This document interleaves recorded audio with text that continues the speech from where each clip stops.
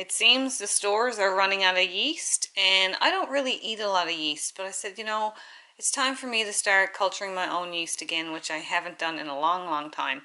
And I wanted to start a completely gluten-free and very easy sourdough starter.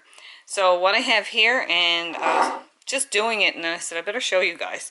I just have 3 tablespoons of buckwheat flour and 2 tablespoons of the pineapple juice that came out of this can of pineapple that I've been eating.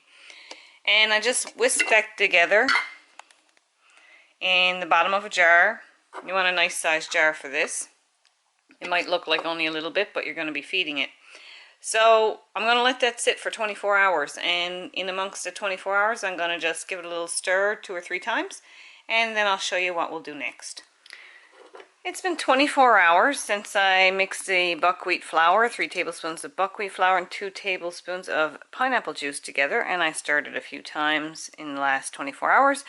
Now, today and tomorrow and maybe the next day, so another 2 to 3 days, I'm going to repeat this.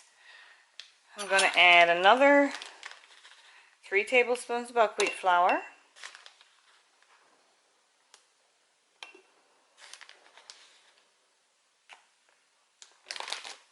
And 2 tablespoons of water.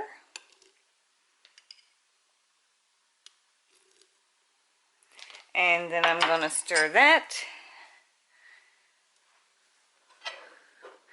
Now you don't want to add pineapple juice anymore. That was only for the first one. So now we're just going to add water.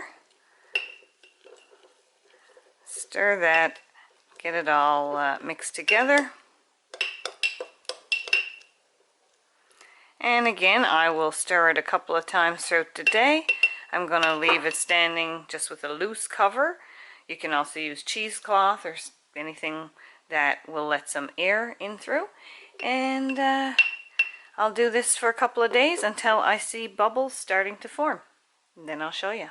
So here we are at day 3, and my buckwheat sourdough starter is starting to bubble, which is really good, and it has a really nice yeasty smell, like a sweet, not a nothing gone bad. It smells very bready.